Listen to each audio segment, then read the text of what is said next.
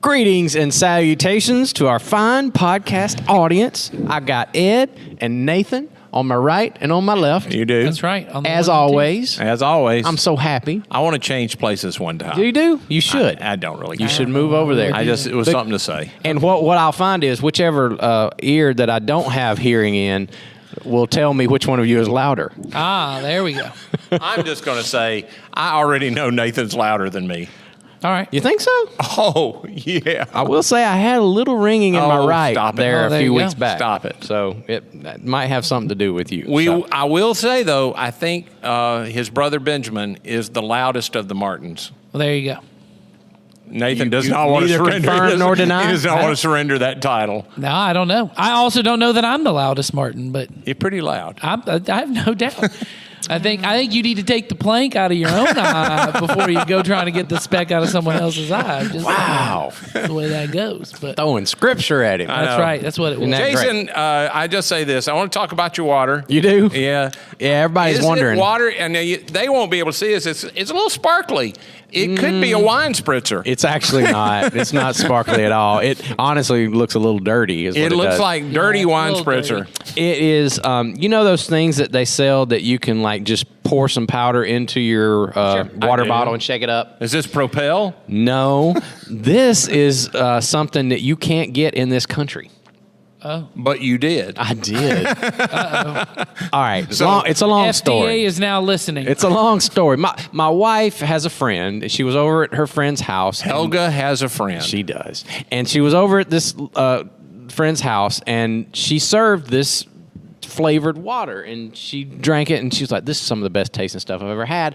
What is in this? And she said, well, I travel out of the country a lot, and when I'm in South America, I bring home these cases of this water stuff that you can't get in America. it's and called cocaine. Could be. kind of looks like it. Could be. I can't remember the name of it. I have to go show I'm you to you later. super wealthy. Yeah. But she brought some home. She said, you like it? She said, yeah. I said, well, here, take some home. And she brought all these flavors. This is pear flavored. It tastes just like you're eating a ripe pear. Well, there you go. And it's no sugar. It's just like all the other additives you throw in your water. It's just, flavoring. Just to make you drink more water. Yeah. So Well, good I for liked you. it. It was very good. I brought some to work. There you go. And you can't find it in. You in cannot the buy States. it here. I actually went online because I was like, I'm going to find that stuff. No, not even on the black market. So So there you go. it probably is. So laced are with you? cocaine. You're going to be run out of it soon. Something. Yeah, I will at some point. What are you going to do then? Just drink water, I guess. You're I hooked don't on know. it. You're hooked on it by then. Well, if it's cocaine, I will be Yeah, hooked it's- I on was it. going to so. say, Jason I am feeling a Jason's little gonna be bit- running down to South America. it's like to get- Turkish delight in the Chronicles of Narnia. There you go. Yeah. See, there's a deep cut. That is it. For all you Chronicle C.S. Narnia. Lewis fans. Yeah. Exactly. There you go. Yeah, man. So I am feeling a little extra energy. So maybe there is something in that. Yeah. Okay. I'm joking. I'm not. Okay. All right. Y'all want a What headline? he says. Yeah, I get We why- do. You whether want I to want you one or not. Jason want Collins arrested for cocaine in his water. You definitely want a headline. This was since we had animal headline again last week. I tried to steer away from animals this time. Thank you. I did. I went to our other favorite Is that topic. the headline? Man steers into animals. Could have been. Because he had cocaine in his water.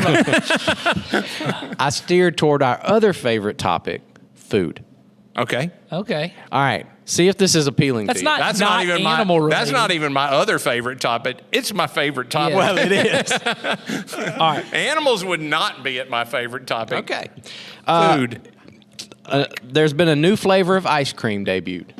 I think I heard, I about heard this. this. Did you? Do you Yeah. know what it? Go The ahead. mac and cheese one. The mac and cheese ice cream. And the answer is I would eat it. Yeah. would. Well, I don't know why I wouldn't, because mac and cheese is cheese, which is milk, and ice cream is just milk. And mac is just Noodles? Why would it? milk. Now, this is a different kind of milk. See, cheese is actually spoiled milk. Sure. Ice cream is milk with sugar It's in it. mother's But milk. It is good. yes, I don't. But here was the thing that got me. I didn't realize this because I had heard of it as well. But when I read the story, it's actually Kraft mac and cheese, which is a Yes. whole nother level. So mac that and means cheese. they market it. It's got their thing. It was on it was branded because Is this Ben and Jerry's? no, it's a Van Leeuwen ice cream Okay. company. I don't know that one. They're based out of Brooklyn. Laced with cocaine. But, But here's, is it- here's what was fascinating to me. The person who's talking about they interviewed, here's her title. Her name is Emily Violet. She is Kraft Macaroni and Cheese Senior Associate Brand Manager. Okay.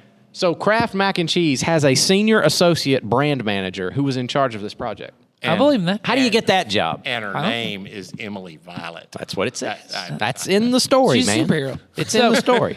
She is the one who oversaw this I'll project. need to look up the bring article this about. I read about it because I think this is actually a pretty common thing in South Korea. This mac and cheese ice cream. I Really? think. Yeah, So it's we're not. just now experiencing. Yeah, what- someone sent me. The someone- Koreans, like everything else, are keeping the good stuff for themselves. They are. They get it first. Let me see. You found it there? Let me. They have here the we go. best dictators. That's the way that goes. I don't know. Ed. All right, here we go. It says. A whole nother topic we don't want to talk about. I'm not going there either. I promise. You're gonna. They you found also it? have a dill pickle ice cream. Wow. Sold at a soda fountain in North Dakota. So there you Man. go. That was in this article that I read about it. Let me see. Where dill did I- pickle. So do they sweeten it with the dill pickle, or is it just dill pickle creamy? No, Substance. yeah, I'm sure. Is there dill pickle ice cream? Because I would eat that. That's what He I said. says That's there what is. they I would said. eat it. That's what he said. I Where would did I eat it. see here that it was based out See, of? I've had a dill pickle potato chip, but that's a salty snack, and I get how that mixes. I'm just saying. ice cream's supposed to be sweet in my mind. I don't get how you would. I don't know. Well, you're just a maybe very I'm missing it. traditional kind of guy. Maybe I'm missing it, Yeah. but that's just me. Maybe this isn't where I saw it. I saw it somewhere where it said that it's Filipino. It's a Filipino thing. Have you ever had Filipinos have been eating this. Someone tweeted this. They've been eating Filipinos dill have been pickle? eating this. No, the mac and the cheese. mac and cheese, okay. Ice cream. Check out a Filipino grocery if you have access to one. There's cheese and corn cheese ice cream. I don't know corn what that cheese is. and it's literally the best. So there you Literally. go. So there you go. Literally. So, Okay. our- So Have you ever had pepper ice cream? And I don't mean like peppermint. I mean like it's spicy. Ooh, no. Yeah, you know there are a couple. pretty good. There are a couple spicy flavor. Like I saw one that was like a Tabasco flavored ice cream or something. Like that's a kind of common thing in the ice cream world I used to be a part of. That's a pretty. Those kind of things are because it's. You more- went to Brewster University, didn't you? I went to Brewster's University online. I was invited to go to the actual Brewster's University in Pennsylvania, but I did not. I chose not to attend that. But I did do the online version. But yeah, they have. Yeah, I mean it's a whole thing, but there's a whole world of that kind of stuff that it experiments with different kinds of ice cream, and that's what apparently is interesting about them is the combination of because someone had to be the first one to figure out cheesecake. Yep. Figure out here's I some. don't know if I've told this on the podcast or not, but my dad regularly ate Yeah. yellow mustard on ice cream. Yeah. like just pour it on top of regular ice cream. On regular, he'd get, if we were having ice cream, he would say, somebody go get the mustard. Well, you got to think we put. Who just decided that one day? I'm guessing him. If you knew my dad, once he decided it, it was decided. It's happened. Where does that even come And I will from, like though? it whether I like it or not. Where does that I even have come decided. from? You just one day looking around. You know what would go good Well, with but this think about ice the- He cream? also would eat it on chocolate meringue pie. And mustard. Mustard. He must have just loved mustard. Yellow, he did love mustard. Yellow mustard. Well, but there is something about because we put salted nuts on ice cream. That's That a is salty true. thing. But you know, you got to have a little salt to have a little sweet. Well, I get that. So that's what I'm saying is now you're yeah. adding in these other flavors. You got to develop that palate. I man. will That's all say it is. I have tried I'm here the for. mustard on the ice cream because I was 'Cause your dad- required yeah, to. your dad I was did. required Well, to. and to be- And it ain't bad. Well, I was gonna say, I would eat it today. If I remember correctly, it was mustard on vanilla ice cream. in No, he would eat it particular. on any ice cream. Oh, okay. Well, there you go. Wow. Vanilla ice cream's a base by itself. I've never understood people who would come to Brewster's and pay $4.50 for a scoop of vanilla ice cream Yeah. on a cone. I'm thinking, You got to get something more exotic. yeah. Well, I'm just thinking that's the reason you're coming to Vanilla an ice cream's really good though. It is I good. love it. It I is love good, but vanilla you could. ice cream. But also, vanilla ice cream from Kroger at $1.50 is good. Oh, so yeah, it's good. They're all pretty much the same. Yeah, once you get to Except for vanilla. Breyers, I will say that. Oh, okay, I love well, Breyers. I like vanilla. Bluebell. Do you? Oh, there you go. We're starting the ice cream wars Yeah, we here. are. So there you go. With Watch or out. without mustard. Yeah. So if you So guys, mac and cheese ice cream, I'm all about it. If someone wants to get some, I did see in this article. I don't think they're actually selling it though in America. Huh. So I know it's a Brooklyn-based thing, but something about this article was that either they've already sold out in Brooklyn, that it's not like a national This thing. shouldn't be a hard question for me, but I don't want to think about it too much. Is there vegan ice cream? Yep. Ice there cream? is absolutely. Okay. There is. Mm-hmm.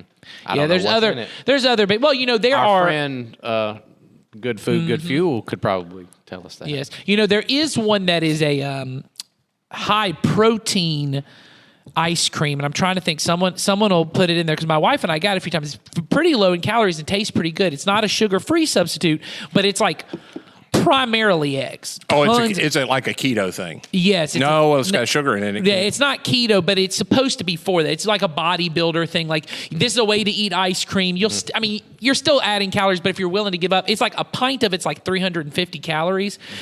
They don't taste great. You got to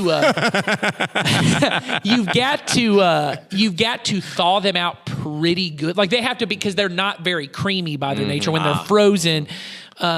Well, I'll say I've been on the keto diet for a Yeah. little while, and we have tried some of the keto ice cream. And you are correct; it needs to be thawed pretty well to get it to where It needs to be but almost I will soupy. say though, the ones that I found are pretty dang what's the good. name of the- There are some of them that I've tried that if I gave them to you, you wouldn't know. Oh, You wouldn't know if they were you wait any less long enough sweet. to get them creamy Yeah. enough, I'm sure the people flavors who on- know me well Halo are not Top is the one surprised. was I do thinking not have a discerning No, palate. he wouldn't. of. Halo Top was the one I was thinking. I of. get the Rebel. Okay, I've never seen those. Rebel is the one I eat, and it's Yes. very, very good. Now it's a little pricey. It's $5 for. a Oh, little I mean, pint. these are the Halo Top ones are pretty. It's pretty expensive pricey, too, but I have a few in my freezer right now. There The you triple go. chocolate is my I would be favorite. willing to do any taste test on that if you want that to happen. there you go. Okay. But I'm really for the mac and cheese one or the dill pickle one, or if you got anything that's just an exotic ice cream, send it Yeah, on. I'll try anything once. Yeah, Me too. Send it on. Send it on. All right. Okay. So today we're going to have an unscripted conversation, as if we ever have a They're scripted. all, they're all. I think what's If different. these They're all conversations are unscripted. scripted, you need to fire the writer. Are you the one with the script? Because I have not seen a script. Someone should fire the writer. They are Jason terrible. has a script and he's going, You know, sometimes I say things just to see what y'all are going to say next. And that's why I said that, to see what y'all would say next. Unscripted conversation. Following up the series that we just finished, mainly because y'all didn't send us any questions this week. But the other reason is we kind of wanted to talk about it. We've been talking for the past few weeks about our church and the way forward for our church. And I'm wondering, the stuff that we have talked about so far, if people had listened to it and engaged with it thinking, well, this is just the same old, or is this really a new way forward for us? And if it is new, what's different? Is there anything? Because we have had people ask us, are things changing around Community Christian? And I always want to say yes and no. And I think we said that in the series. There are some things that you might notice that are changing, but then there are some things that aren't. And I thought it'd be important for us to make that distinction real clear and maybe go in a little deeper in what we learned in this series. So let's do that and see where that goes. And it might last 5 minutes. I don't know, but hopefully not. I think the reason for the series is because of where we've been in COVID and really the reality of how everything has changed in our culture. And for people that don't know, it's not just our church. Every church, every business or anything that's in the gathering business, which if you just took away the religious part, we're in the gathering. We gather people for a purpose. Yes. Yep. Have had to figure out what they're doing, what it looks like in the future as people have, some are coming back and some are not. We've had to, over the last few year, and I think in a really good way for a 30-year-old organization, we've had to rethink, what is it that really matters? What's our primary thing? How do we accomplish that with people who we have on-site or online? How can we accomplish that, and what's the way forward to do that? So that's really what we were trying to do. Are there things changing? There are things changing, but as I said at one point in this, the main thing is not changing. We have always been a church that has not primarily been about the people who came. Yeah. From the very beginning, if I had to say and I guess every church sort of feels that, but I mean, we have really been focused on, we aren't about the people who come. It's not a club for us. The people who come, we buy into, we're on a mission with God to do what he asked us to do in the world. And so our primary thing with people who's come is to help them get on that mission. And so this was a way to get that focus back. And I'll say a phrase that if you haven't heard yet, you're going to hear a lot over the next run of our church is we are a church for the one. Right. So let's talk a little about that. Let's unpack that just to help people get that terminology in their brains and what it really means. Comes from a story that Jesus told about the sheep, right? Mm-hmm. The 99 sheep that were safe and on the hillside and doing just fine, but then the one wandered off, and the shepherd left the 99 to go and find the one. Yeah, for me, in rereading that passage, which I've taught a lot of times through the years, and I don't know why it never hit me this time, because people have asked me a question about that for a long time. I had never really gotten that Jesus clearly says the 99 were left in the pasture.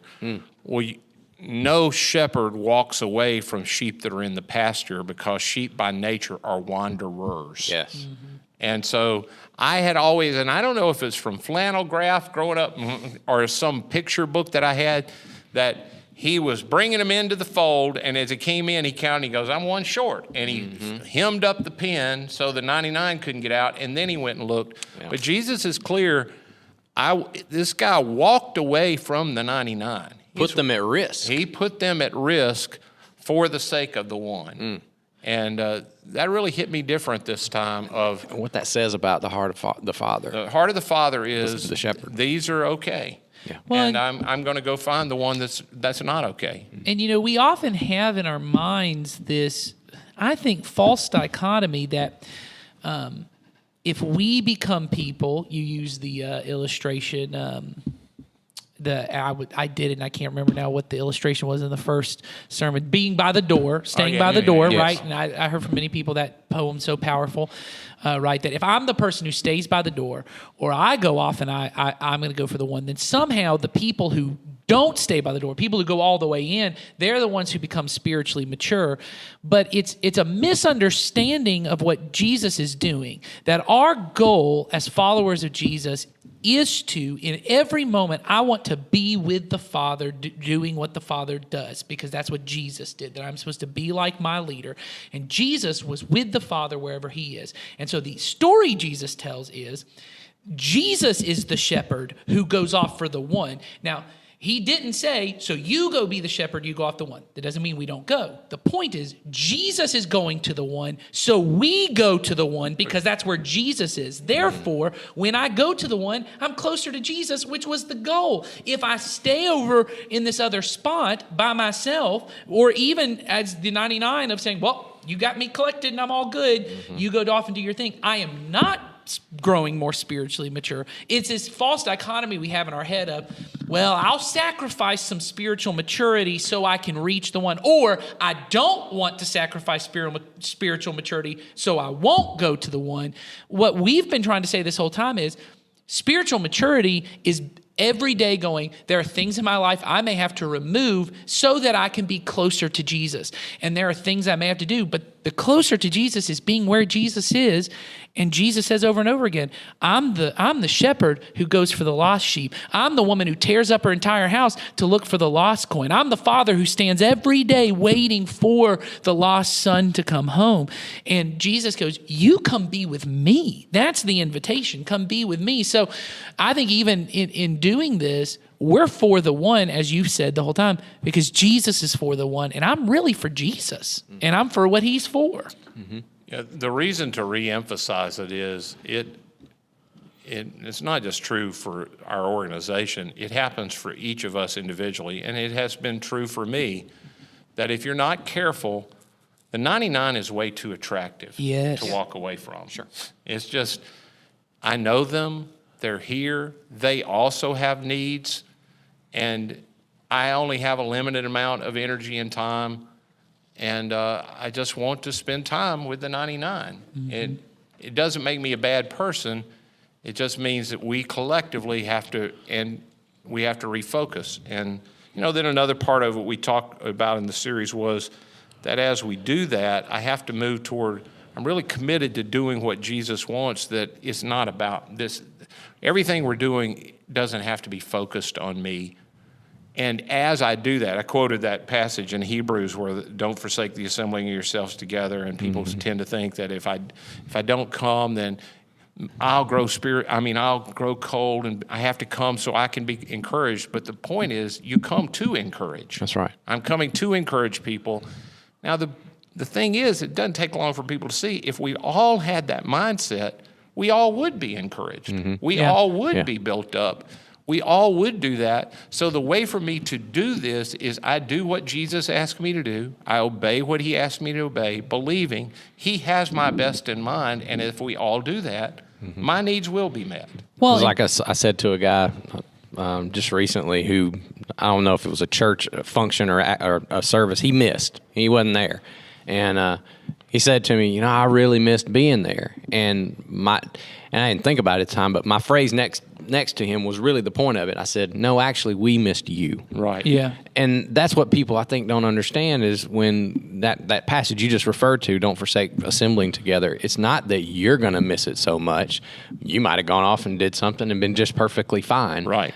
But what you bring to the body of Christ when you are present and functioning as the body of Christ, which is the encouragement and what we get from the Spirit in you, the body suffers. Yeah. Yeah. And so it's not so much about you, it's about the body of Christ that they're missing out on what you bring to the table. And that's a sad thing. That's absolutely right. No, I think that's all part of it. And I think the more we can get clear in our heads that really what Jesus is inviting us into is this life where I think you say this in your sermon on it, that it's this adventure with God. It's this risk. But it really is this adventure of the Father's at work at all times. And my job is I'm looking out through the world with the Spirit in me and going, the Father's out here working, right? And Jesus is out and he's going for the lost sheep. I just got to go, oh, there he is. Let me go do this, but not by myself, because what we also know is the Father is working through his church, that it is us together. And we miss that because what we think is, and maybe it's what we were taught, maybe it wasn't, maybe it's just something we get in, is that what Jesus came to do was make sure that I will make a personal decision myself that I can go to heaven one day, and that it's really about me and Jesus is just trying to get, all of us got to make those decisions, but it's really about getting me to heaven to be with Jesus and all that. That really what Jesus is saying is I want you to come live life with God. And God is, by his nature, a community of love, Father, Son, Spirit, and that you get to be a part of that with God. But part of the way we live that out in practice is that I get with other believers who also have the Spirit of God, and we get to kind of practice that with each other, that just as Father, Son, and Spirit love each other and are humble and serve one another and exalt the other and say, Jesus says, no, the Father's greater than me, and the Father says, no, hey, it's the Son, and then Jesus is like, it's better that I go because the Spirit's way better than me, and they're constantly, I think you've used the phrase, not that it's your phrase, but you've used it on the podcast of this divine dance, that they're always in love as God in this community of love. And he goes, that you would do that together and that you would invite others in. That when you see me at work, you would go to someone and say, hey, come join us in this, what the believers started called the beloved community. That you would just experience the love of the Father through the way we love and serve one another. But you can't exist in a community of love if it's still all about you. If you come and go, why aren't you serving me? The Father never looks at the Son and goes, why aren't you playing your part? Why aren't you taking care of me? Why isn't this the way it is? The Holy Spirit's never going, who thinks about me? It's this perfect unity, as the word you've used, of love. And that's why we need one another, that it's not just about you going and telling someone about Jesus. It's about introducing them to a body of believers, and that there's a way they experience God through the church that is different. For many of us, that's very difficult because the way that most of us grew up and heard it was, it's really just about something I think. If I can teach them, here's the historical reasons to believe Jesus rose from the dead. Once you believe that, the job's done. Yeah. Yeah. You may have to do something. You may have, depending on what your religious background, you may have to pray a prayer. You may have to get baptized. There may be something you have to do. But once you do that, you're all good because you made your decision. But I think that's the difference of we as individuals and as a community are going to be for the one because we're for Jesus. Which means primarily I have to give up my rights. I have to do what Jesus did for me. I'm constantly thinking, what did he do for me? I'm going to do it for the people that aren't here yet. I'm not going to expect people to do it for me. I'm going to do it for people. So I'll give up a parking space that I might like to park in. I will sing songs that I don't necessarily are the ones that I like. I will sit in places that I'll go talk to people that I don't know. I'll open spots in my group where we all know each other and we're really good friends. I'll do things that to me feel like I'm losing, but I'm losing for the sake of the one, which ultimately I know that if we'll all do that, I will get my needs met because I'm with Jesus. Yes. That's an important thing you bring up there, Ed, because we were just having this conversation, and as a staff, certain changes are coming. Right. And one of the things we were talking about is, inevitably you're going to have people ask you questions. Why are we doing it this way? Why aren't we doing it the old way we used to do it? Or why is it like this? And our answer, by the way, if you ask us that question, our answer is going to be simply, we think this is what is going to help us reach the one.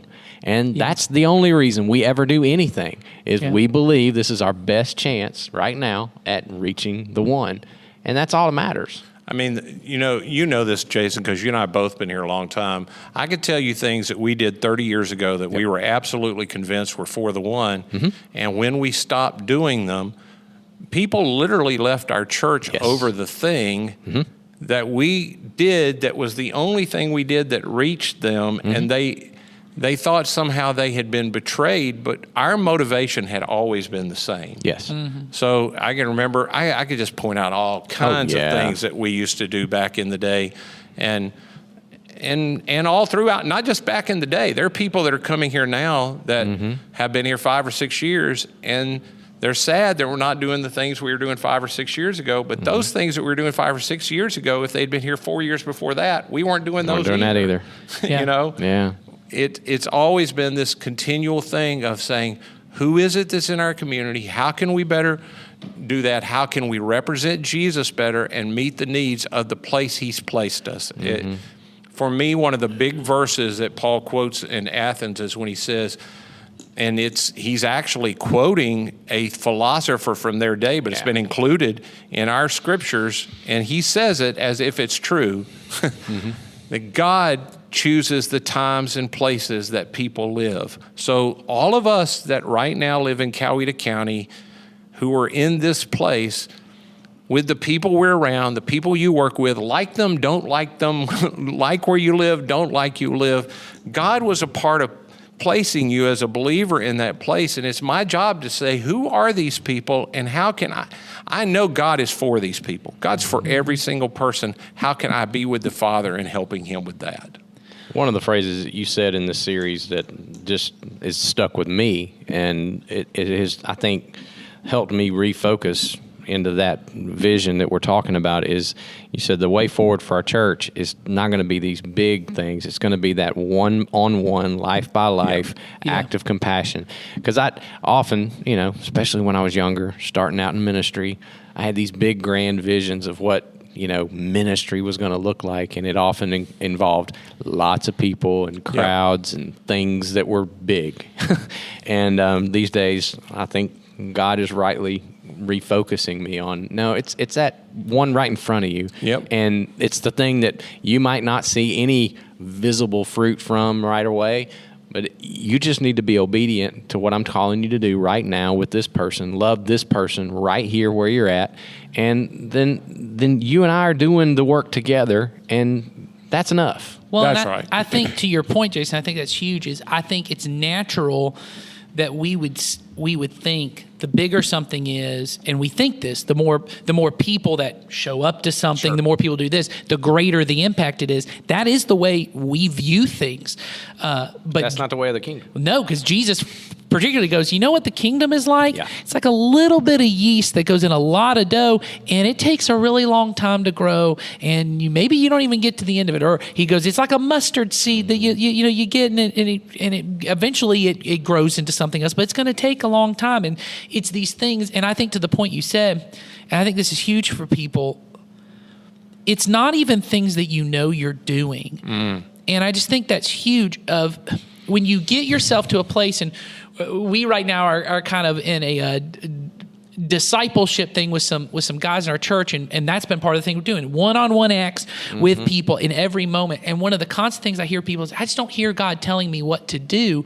And I realize even in these conversations here we're having now, and this is kind of formulating right now as I'm saying it, that's the way I communicate. But I think for many people, what we miss is that God is going to come to me and go, that person right there, go speak to them. And when you do, or not even when you do, and then you'll do it and you're like, that was what God used. Yeah. But all of us know this. There are things, and I'll take it on a level, take it away from necessarily like you leading someone to Christ. Take it to like with your children.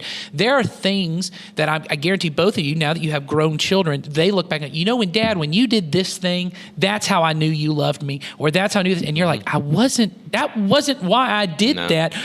But it's because you did have this mindset and your general attitude towards your child was, I want what's best for them and I love them. And that comes out in ways you don't see. The problem for many of us is we go through our days and that is not our general attitude to the people around us. And if we can begin with an internal mindset shift of, like Ed said, I'm here at this grocery store and God could use me. Maybe I'll just pray for the people I'm around now. Absolutely. And I don't even know how that affects it. And what it may do is it sets my heart and my general attitude that I do some unknown thing to me that God goes, hey, I was at work there and you didn't even see it at the moment, but now you can. But it does require us to change our mindset, and we will have to change our practices because when I change the things that I choose to do, it changes also the way I think about things. But it may not be the specific thing. It may not be the I'm going to have this particular conversation with my coworker that changes them.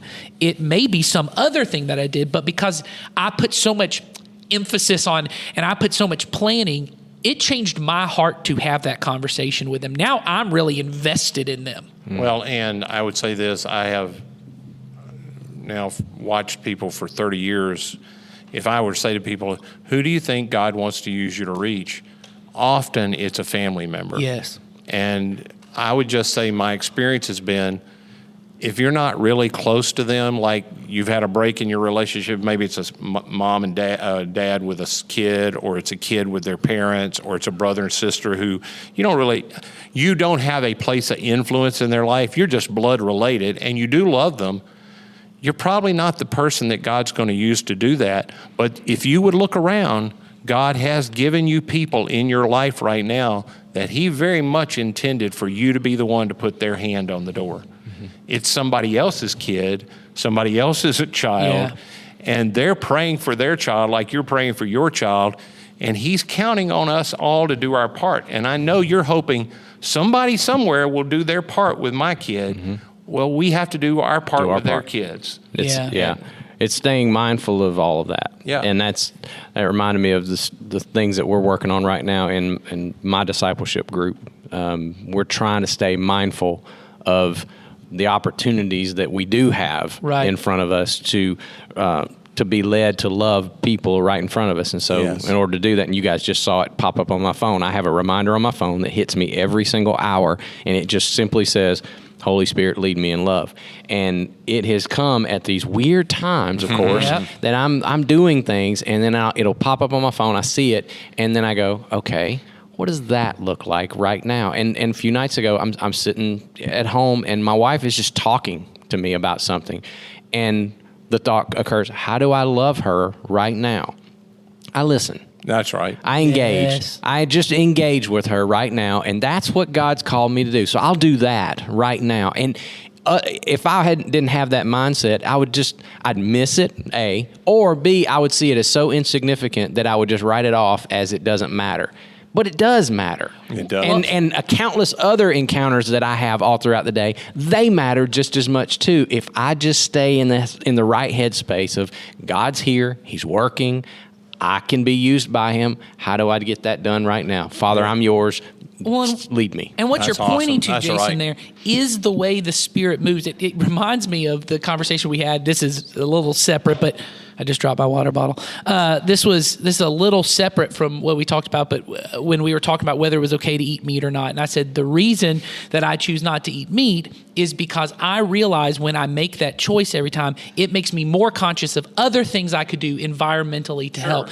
What most of us, when we get really fired up about a cause, and I'm bringing this up, maybe you're really fired up about the environment. You're like, so what's the thing I'm going to do that's going to heal the planet? And what we all know, and then what happens is you get really defeated because you go, so really everything I do is insignificant. That's right. And what Jesus is saying is, I want to create you to become the kind of person that in every environment you're in, you're doing those small acts that when you do them over and over and over again, that does something to the person that you're with, because they see in you the Holy Spirit of God and they go, man, there's something beautiful about this person. But when you do it in the right way, they go, that beauty doesn't make sense, because that's like beyond a person is beautiful and attractive. I need to know more, that you're drawing them in, and it's those little acts that you do. And so you talk about every time it comes up, Holy Spirit, lead me in love. Mm-hmm. It's at the exact right moment.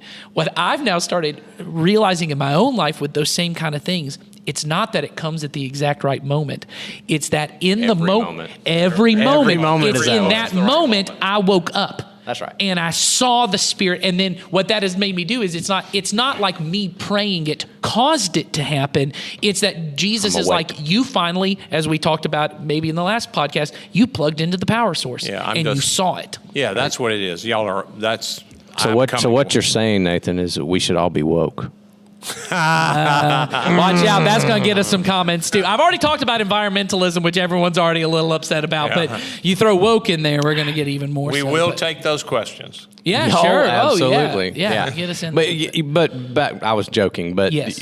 To your point, you are right. It has reminded me, because as I'm waking up, using that terminology, to the fact that every moment is a moment that God is here and He is at work, I'm seeing them more often, even though I'm having to use that artificial reminder because that's my flesh. Well, that's where we are maturity-wise. That's I'm right. at the same place. I'm That's just right. at that place maturity-wise. I have to be woke up. And my goal is, I hope one day, I might be 90 years old, but I hope one day I can be in that place where every moment is a thin place, where I know that the Spirit is there and that we're cooperating and that I feel His leading and I'm surrendering and I'm being led by Him. I'm hoping that those will get closer and closer and closer together before I get out of here. Well, for me, Jason, I'm coming to realize that's the reason I followed Jesus, though I wouldn't have said it that way 40 years ago. Mm-hmm.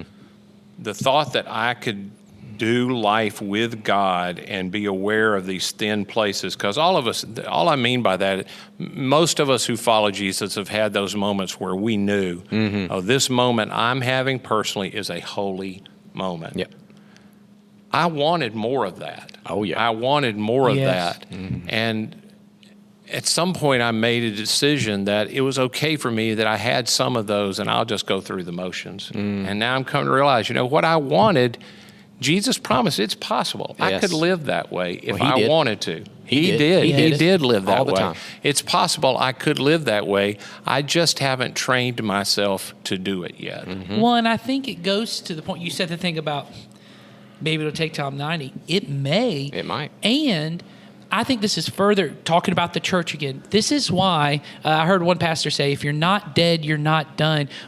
We need you, no matter what your age is. But I'll just say this particularly. Because of the nature of the age of our church, we have a lot of people who are on the older end. I'll say as someone on the younger end to not be offensive. We have people on the older end, and you do have so much to offer. I regularly have people come to me as the younger guy go, you know what? This church, it's for the young people. You young people, y'all got the energy to do this. Y'all got the capacity to do it. And in the eyes of the world, you're probably right. If what it takes to move the kingdom forward, energy is what it takes. Having this, the capacity and the ability to stay up in what's hip and what's relevant and all that, you may need that. But what we've just been talking about is the point of what the kingdom is and what Jesus says the way it moves is it's one person at a time who gets more in tune with Christ and with the Spirit, and they're able to help others find it. And so there's some of you, you've been walking with Jesus your whole life, and the ability you bring when you go get involved in children's ministry, or this one I think is huge. You go join a small group with a young married couple who needs someone who's older to say, hey, this is what patience looks like. Mm-hmm. This is what peace looks like. This is what humility looks like. And you get involved. You have been walking. You are farther along. And it's for a younger person like me, I have been beyond blessed to have older, wiser Christians who know what it looks like to walk with Jesus with some grace, who know that I'm running the wrong way sometimes, but go, man, his heart's in the right direction. He's doing this.